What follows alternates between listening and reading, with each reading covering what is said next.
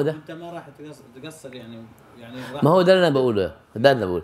الشهريه ماشيه وعندك القدره، لان مش انت اللي بتدفعها. يعني انا بشتغل ماي هاند اي ميك ماني، لكن some other he have business he making money without موجود غير موجود الماني جاي.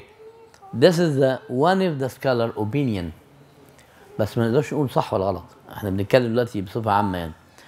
So سداد الديون او قضاء الدين you have to pay the money before you go, or the exception to make excuse. Tell him, I'm sorry, I'm going to Hajj, you owe me money, I cannot pay it until I come back. If I'm die, you forgive me. Or I have my kids, my son, my business, you will pay for you, right? Or forgive me if something happened. If he says, yeah, go Hajj, that's okay. This is the exception. And لها شروط, you have condition with that. Absolutely. يبقى أول حاجة التوبة، رد المظالم، وقضاء الديون. The repent before you go to Hajj, you repent, and رد المظالم. If you have any problem with anybody, just make it easy before you go. Satisfy, purify your heart between you and your brother, and you pay the money you owe, the debit. Number 4, إعداد النفقة. You have to have money to support yourself in this trip. رحلة الحج محتاجة money. You need money for رحلة الحج. Enough money. Why? As a Muslim يجب عليك إنفاق بكرم. Generosity. To be generous. You go into the Hajj and you showing Allah subhanahu wa ta'ala, and the Muslim people, how the Muslim is very kareem, generous. Right?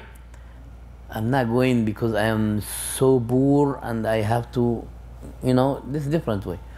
يعني زمان الحجاج سيدنا عمر بن الخطاب لما حج حسبهم كانوا ما اظن 14 درهم او 16 درهم، فزادوا درهمين، فقال لا احنا كده انفقنا كده مبذرين، 2 درهم زياده يسبند 2 درهم مور، ده مين انا مبذرين. يعني دي قصه هي مع سيدنا عمر بن الخطاب. طبعا ما حدش هيقدر يبقى زي عمر بن الخطاب رضي الله عنه وارضاه، لكن بيوري لك قد ايه لازم تنفق المال في محله وتبقى كريم. انفاق، generosity, and the same time do not waste the money, right? As a Muslim going to the Hajj, and على كل منفق عليه أن يلتزم بما ينفق عليهم حتى يعود. يقول لكل من تلزمك نفقته. You support your wife, your kids, your mother, somebody else, you have to leave money with them enough until to come back. Otherwise your Hajj is not right. I don't know how much time. Maybe you're gonna go like right now 15 days, 2 weeks, and you go back. Of course, you can pay the rent and you pay the food for 15 days. It's not a big deal. But before لازم يكون عندك النفقة الدابة والطعام والزاد. Before you have to have دابة, transportation, camel or horse or whatever, and you have food for yourself enough to go حتى تصل إلى البيت الحرام. To reach the بيت الحرام, the كعبة. Months, 2 months, 3 months, I don't know. And some scholars said يفضل المشي. Prefer you go the Hajj walk. This is the best Hajj. سيدنا الحسين رضي الله عنه وارضاه حج بيت الله 7 مرات سيرا على الأقدام. رسول الله صلى الله عليه وسلم خير البرية.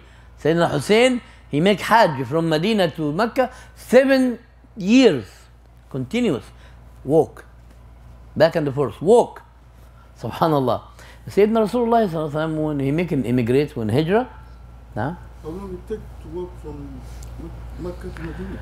How long? I think by airplane it take like. Walk. I didn't walk. I go by airplane.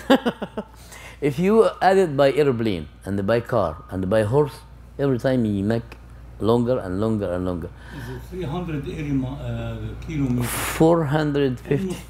450 تقريبا. No. Around. كيلو ولا مايل؟ كيلو. تقريبا قرب ال 500 يعني. 400 yeah. Something. Anyway, whatever is longer. 3 months or 4 months or 40. Let me remind you example to make it easy. For us, unbelievable, incredible to do that. لكن سيدنا علي بن أبي طالب في الهجرة ما راحش ماشي، خدها جري. he run from مكة to مدينة حتى يلحق بموكب النور، هجرة الرسول صلى الله عليه وسلم، حتى انسلخت قدماه من تحت.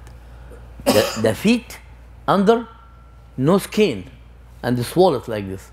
ودي من معجزات النبي عليه الصلاة والسلام. لما علم أن علي بن أبي طالب وصل وأنه غير قادر أن يجي قبل النبي، ذهب النبي إليه صلى الله عليه وسلم وبريقه الشريف مسح على رجله، قام وقف.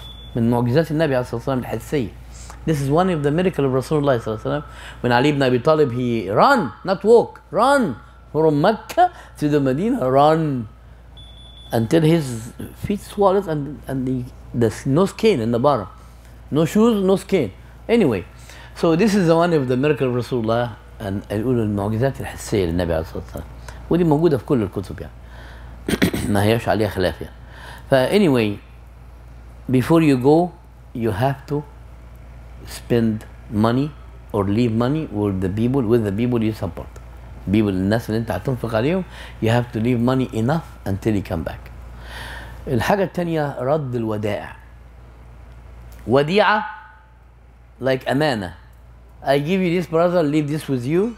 When I ask you to give it to me back, you give it to me. This you call وديعة. If you're going to make Hajj, don't keep وديعة with you. You have to give it back to the people.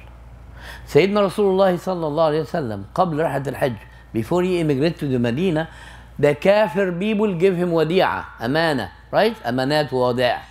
يا محمد صلى الله عليه وسلم, keep this with you, keep this with you. Even money or anything expensive. But before he immigrate, what happened? He gave all this stuff to Ali ibn Abi Talib.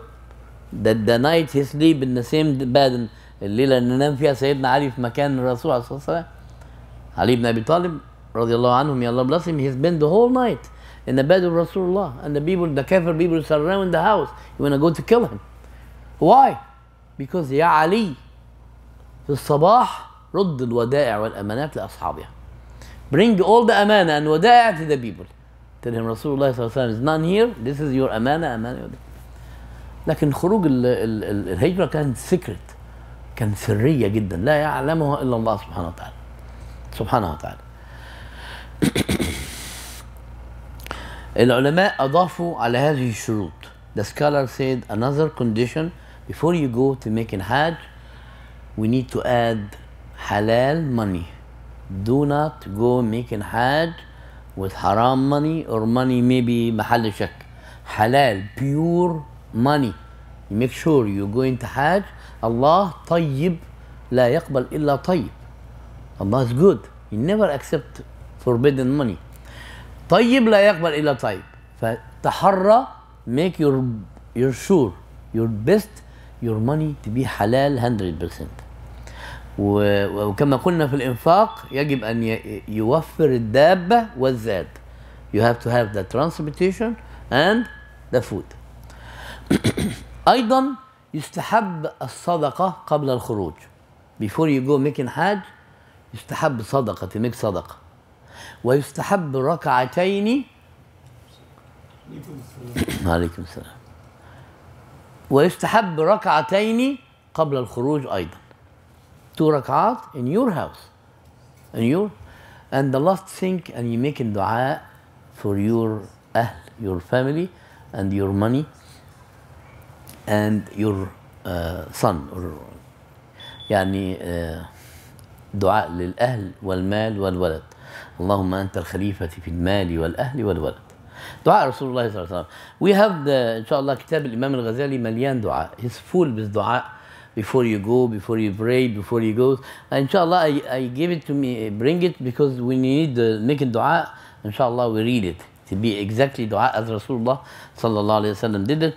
And if any one of you guys, inshallah, you need a copy, we can copy it, inshallah. نرجع لرحلة الحاج.